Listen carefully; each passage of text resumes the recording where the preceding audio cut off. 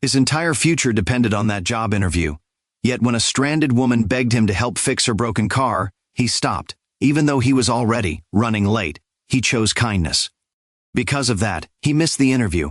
He didn't know who she was. He didn't know that helping her would change his entire life. He didn't know that one simple act of compassion was about to open doors he thought were forever closed. By the busy roadside at the edge of the city, a quiet, tired-looking man hurried toward the bus station.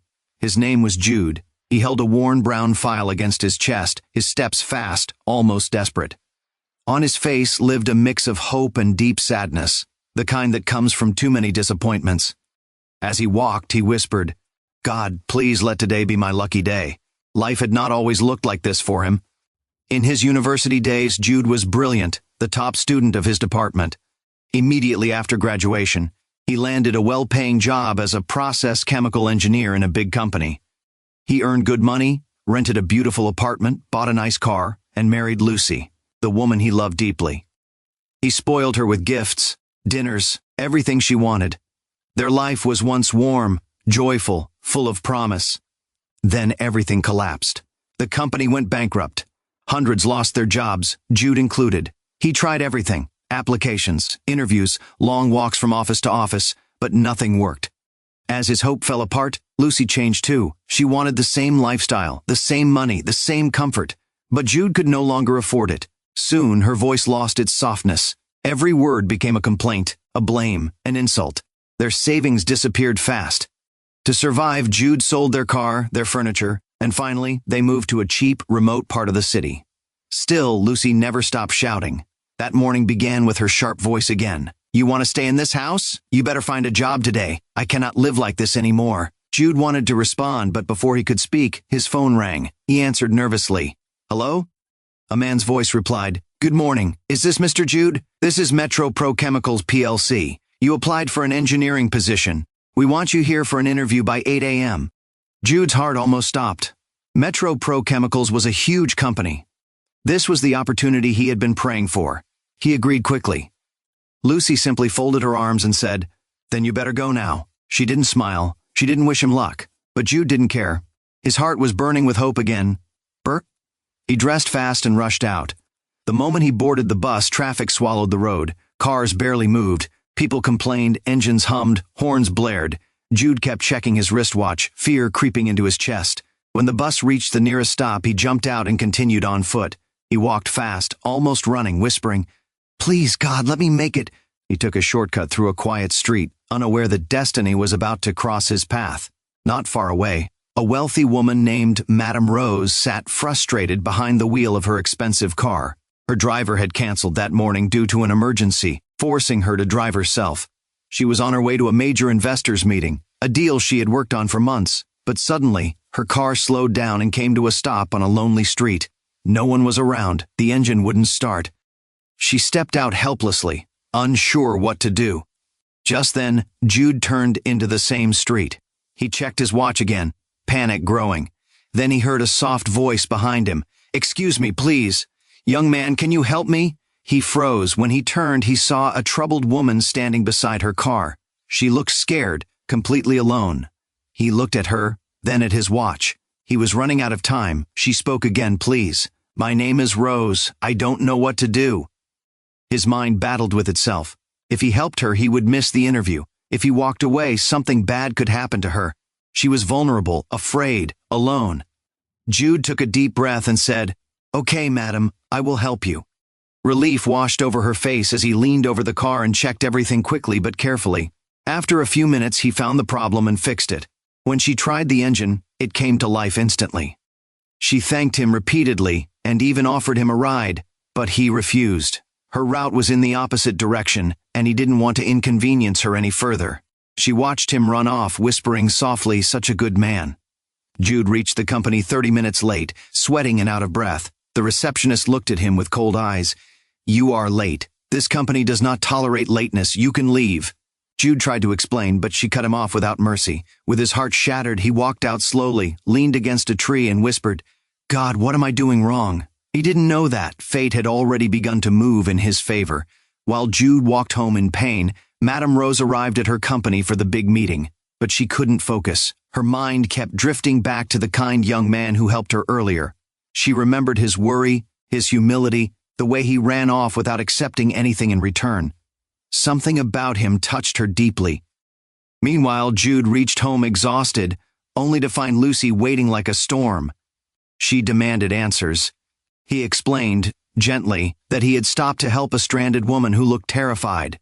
That was why he was late. That was why he lost the interview.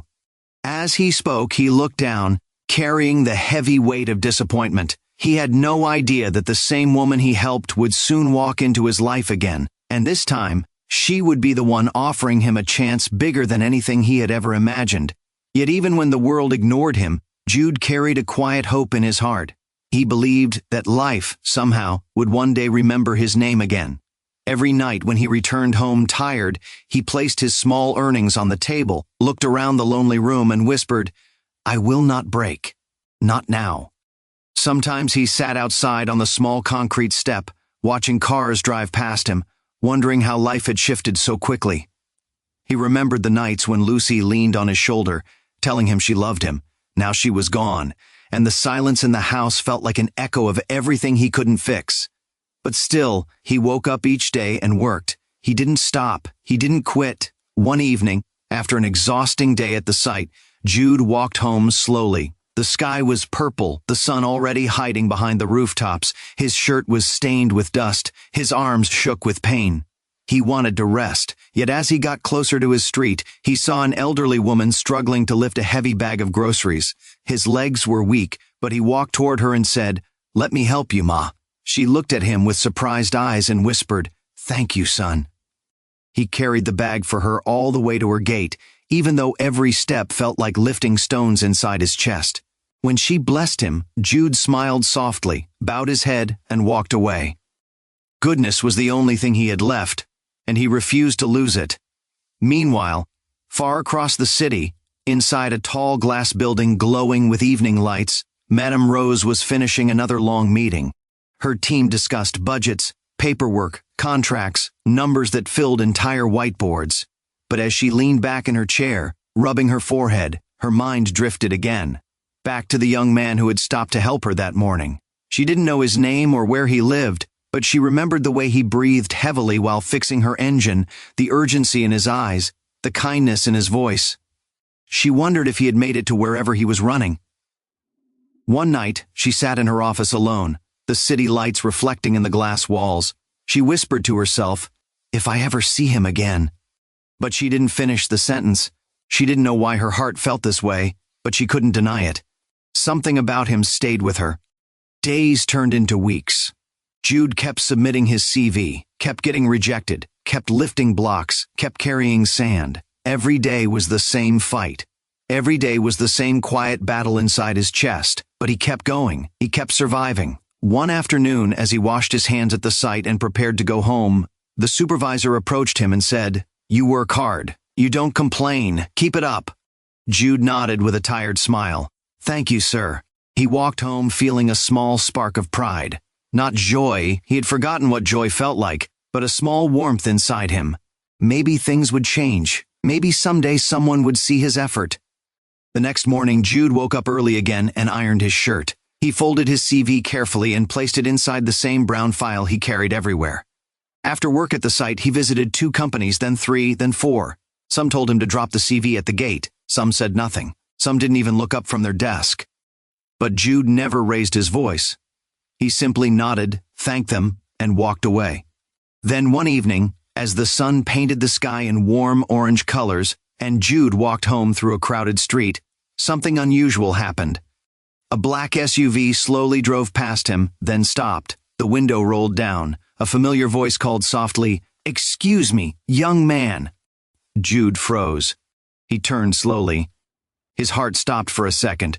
It was her, Madame Rose. She looked at him with eyes full of surprise and relief, as if destiny had just returned something she lost. Jude felt his throat tighten. He didn't know what life was planning. He didn't know what door had just opened. All he knew was that the same stranger he helped in a lonely street was now looking at him like someone she had been searching for. And at that moment, everything in Jude's life quietly shifted. Jude's voice trembled slightly as he finished that sentence, and for a moment the wind around them felt painfully still. Rose watched him quietly. Every word that left his mouth pressed deeper into her heart. She had seen poverty before, she had seen suffering, but the dignity with which Jude carried his pain was something rare, something she could not ignore. She folded her fingers together and breathed out slowly, trying to steady the heaviness rising in her chest. "You have been carrying all of this alone?" she asked softly. Jude nodded without looking up. "Everyone has their cross, madam. This is mine." Rose shook her head gently. "No, Jude. No one should carry this much weight alone." She studied him, his worn-out shirt, the cement dried on his hands, the quiet strength in his eyes despite everything he had endured. She tried to imagine the version of him he used to be, a man in an office, clean clothes, a life that once made sense, a life that slipped away too quickly. Jude stared at the ground, not sure how much more to say. His chest felt lighter, yet exposed. No one had asked for his story in a long time. No one had cared enough to listen. It almost felt unreal.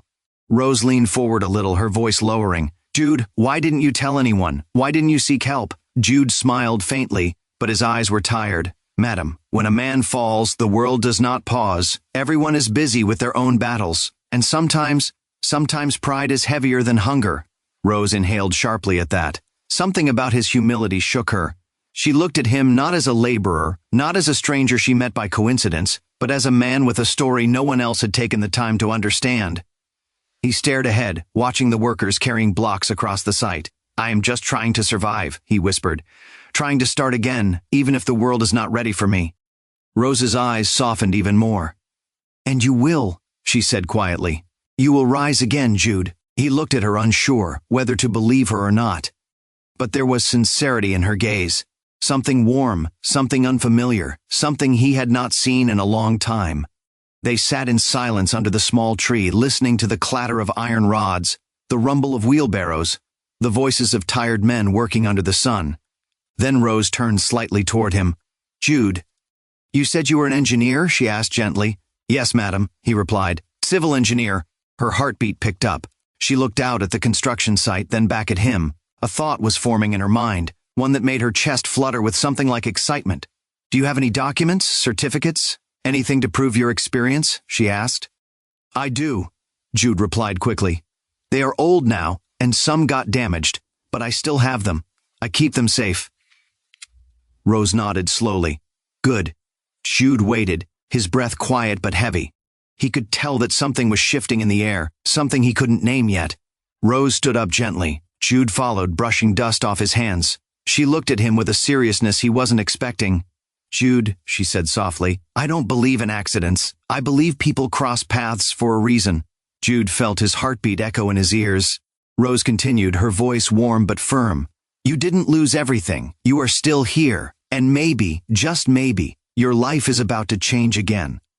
Jude blinked, confused, unsure, afraid to hope too fast. Rose stepped back slightly and smiled. "Come to my office tomorrow morning. Bring your documents. Bring everything. I want to talk to you properly." Jude stared at her, stunned. The world around him blurred for a moment, and all he could hear was the quiet thump of his own heartbeat. "Madam, are you serious?" Rose nodded once, slowly, with purpose. "Very." Jude's lips parted, but no words came out. His chest tightened, his throat filled with emotion he wasn't ready for. He looked down, blinking fast. Rose placed a gentle hand on his shoulder. "You helped me on a day when you had nothing, Jude. Now let me help you on a day when everything might begin again." And just like that, a light Jude had almost lost forever began to glow again inside him, a light he thought would never return. Day by day, Jude kept whispering the same words to himself. One day, things will change. For a moment, Rose didn't speak. She just stared at him deeply. She had met men who pretended to be good, men who wore masks, men who said the right words only when someone was watching. But Jude was different. He had nothing, yet he still had a kind heart. He helped her when he needed help more.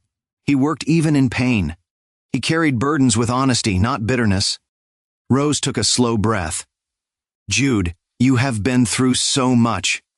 She sat quietly after he finished speaking, her heart full and heavy.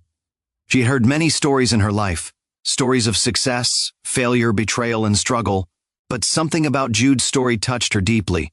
She looked at him carefully and asked, "Jude, what did you study in school?" Jude wiped his hand on his trouser and replied softly, "Petrochemical engineering, madam."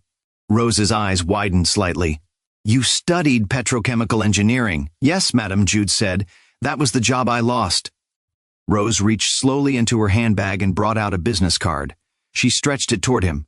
"Take this," she said gently. "This is my business card. Call me tomorrow morning. I would really like to help you." Jude looked confused. "Madam, I'll call you." Rose smiled softly. "Just call me, please." Jude collected the card with shaky hands. "Thank you, madam." That night, when Madam Rose returned home, she didn't sit down like she normally did. She didn't rest. She didn't remove her shoes. She walked straight to her study, picked up her phone, and dialed a number. "Hello, good evening," she said. A male voice answered. "Good evening, madam. I want you to get something ready," Rose said firmly. "I need to speak with the general manager of the petrochemical branch tonight." The man hesitated. "Tonight, madam?" "Yes," Rose replied. "It is urgent." Within minutes, she was connected to the general manager. "Good evening, Madam Rose," he greeted. "I have someone I want you to see tomorrow," Rose said. "A man with strong experience in petrochemical engineering. I want you to prepare an interview for him and look at him closely." "Yes, madam." "What is his name?" the manager asked. "His name is Jude," she replied. "I will send more details in the morning." She ended the call, sat down slowly, and whispered, "He helped me. Now it is my turn." The next morning, Jude woke up early as usual. He prepared for work, but his mind stayed on the events of the previous day. He had kept Rose's card close the whole night, holding on to it like a small piece of light. He took the card, looked at it, and finally dialed the number. It rang once. "Good morning, madam. It's Jude. You asked me to call." "Yes, Jude," Rose said warmly. "Can you come to my office this morning? Bring your CV. I'm sending you the address now." Jude froze. "Madam, your office?" "Yes," she said. "Come as soon as you can." I will come, madam. Thank you." He ended the call in shock. Then he rushed to open his bag, bringing out his best shirt, the clean one he saved for special days. He tucked it into his trousers, combed his hair neatly, held his brown file tightly, and stepped outside. He boarded a bus and prayed quietly as it moved through the city. When he arrived at the address, he stood in front of a tall, beautiful building. He checked the card again. It was the right place. Inside, a receptionist greeted him warmly. "Good morning, sir. How may I help you?" Jude held his file tightly. "Good morning. I have an appointment with Madame Rose." She nodded politely. "All right, sir. Please, what is your name?" "My name is Jude." She picked up the intercom. "Please hold on while I confirm." After dialing and speaking softly, she looked at him with a smile. "Madame Rose is expecting you. Please follow me." Jude followed her down a quiet hallway to a large door. She opened it gently. "Madam, he is here." Rose looked up and smiled warmly. "Jude, welcome. Please sit." He sat slowly, still unsure why he was there. Rose picked up her phone. "You may come in now," she said. Moments later, a man in a suit walked in. "Good morning, madam." "Good morning, sir." "Jude," Rose said softly, "this is the general manager of my petrochemical company. He will speak with you." Jude's eyes widened. "Your petrochemical company?" Rose nodded with a gentle smile. "Yes, go with him. You will be fine." The manager led Jude to another office and began the interview. When he looked through Jude's CV, he raised his brows. "You have strong experience," he said. "Very strong." Jude nodded humbly. "Thank you, sir." After a few more questions, the manager stood up and smiled. "Congratulations, Jude. You are now the technical manager of our engineering department. Madame Rose believes in you, and now I do too." Later, Rose called Jude back into her office. He walked in slowly, tears already forming in his eyes. "Madam," he whispered, "thank you. Thank you so much. I don't know what to say." Tears rolled down his cheeks. He wiped them quickly, but more came. Rose stood and touched his shoulder gently. "Jude, your kindness was not wasted. If you didn't help me that morning, I would have missed the deal that made me even richer. You helped me without knowing. And I will never forget that." She smiled softly. "Your act of kindness has been repaid." Jude covered his face with his hands, crying softly. "God bless you, madam. God bless you." "You deserve a good life, Jude," Rose said. "Now go and build it." He didn't just get the job. He got an official car. He got a beautiful apartment in one of the best parts of the city. He got his life back. And all because he stopped one morning to help a stranger. Life changed faster than anyone expected. Jude brought innovative ideas to the company. His calm mind, wisdom, and experience transformed machines, engines, and systems. His ideas saved money, boosted production, and made the company grow faster than ever. Within months, the company expanded more than Rose had imagined. One afternoon, she called Jude into her office. "Jude," she said softly, "you have done more for this company than many people who have been here longer. I am proud of you." "Thank you, madam," Jude replied with humility. She handed him a document. "You are now part of the decision-making body of this company. It comes with a raise." Jude looked at her, shocked. "Madam, me?" "Yes," Rose said. "You earned it." Tears filled Jude's eyes. Thank you so much." His life completely transformed. He bought a house in one of the best neighborhoods. He made investments. He became a respected man. No, not for wealth, but for kindness, humility, and wisdom. But through it all, he never forgot the woman who helped him rise again. Whenever he spoke, he always said, "She changed my life." Meanwhile, far across the city, a woman sat alone in an apartment, Lucy. Scrolling through her phone, she froze. Her eyes widened, her hands shook. On her screen was Jude, smiling, standing proudly in front of a beautiful new house. Above the comments, his caption read, "My new home. Grateful for how far life has brought me." Lucy's heart dropped. Memories crashed into her. Her insults, her anger, her abandonment. How she walked away from him when he needed her most. Tears filled her eyes. "What have I done?" she whispered. Driven by regret, she packed a small bag and traveled to look for Jude. She asked people, checked addresses, asked again, until she finally stood at the gate of a beautiful house. "Please," she said to the gate man, "tell your boss that Lucy is here to see him." Minutes later, Jude stepped out. The moment Lucy saw him, she dropped to her knees. "Jude, please. I am sorry," she cried. "Forgive me. I was blind. I was foolish. Please forgive me." Jude looked at her quietly. No anger, no pride, only peace. "Lucy," he said softly, "I forgave you long ago. I needed to forgive you so I could move on." Lucy cried harder. "Please take me back.